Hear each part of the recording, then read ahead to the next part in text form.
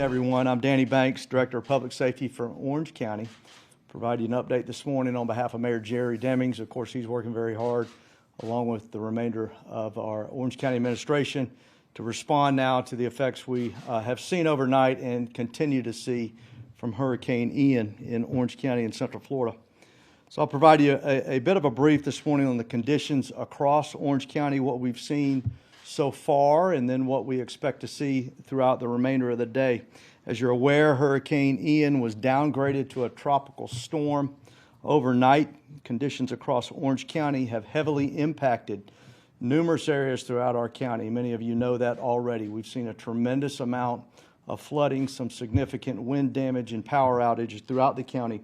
As we said yesterday, we anticipated this type of damage could and would occur, and unfortunately, we are seeing the worst of what we expected with Hurricane Ian impact to our county. Flooding, as we anticipated, has been our biggest and is our biggest concern in Orange County. We have numerous neighborhoods, over a dozen neighborhoods specifically in Orange County right now, that our fire department is working aggressively to evacuate.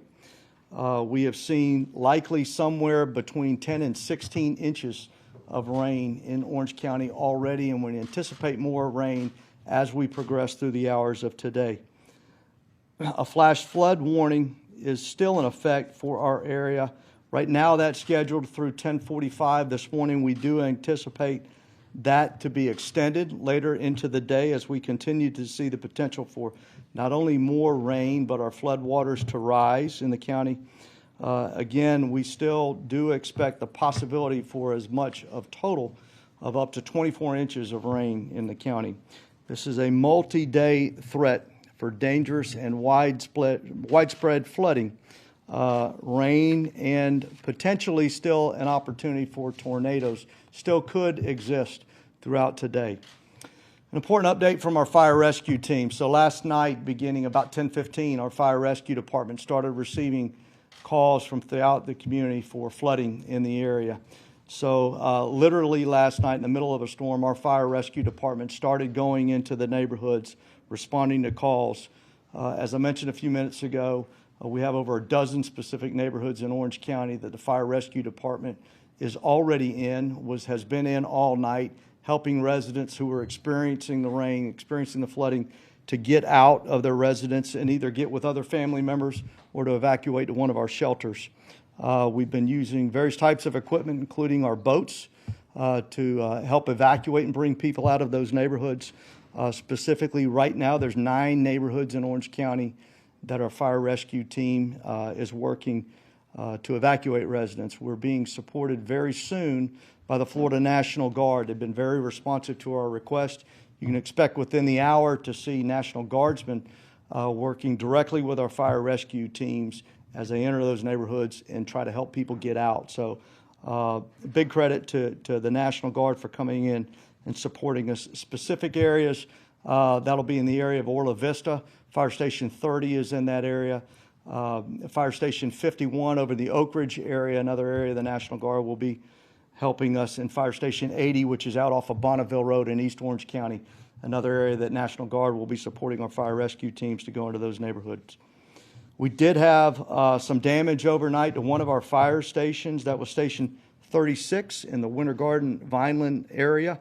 Had some tree damage sustained to the roof. The personnel, importantly, are fine. Our units there are fine, but we have replacement units that will be supplementing the resources at that station. There will be no lack of service provided out of that station to those neighborhoods. Our shelters continue to house over 1,000 people. We did see some people, including people in our special needs shelters, that started to go home this morning. But to replace those, we have more people that are evacuating from the flood-impacted areas of the neighborhood. So we're riding about 1,000. We anticipate those numbers could go up today, and we're well prepared. Our shelters still have plenty of capacity all through the fully operational general public shelters in Orange County, as well as the people with special needs shelters we have activated. Power outages, importantly, our power companies, specifically OUC and Duke Energy, are still doing their assessment right now. We don't necessarily believe we've seen the end of potential power outages in Orange County. Right now, we anticipate we've got somewhere between 200,000 and a quarter million homes without power, but the power companies are still doing those assessments. So we'll have a more accurate update, I think, within the next couple hours as to exactly how much power.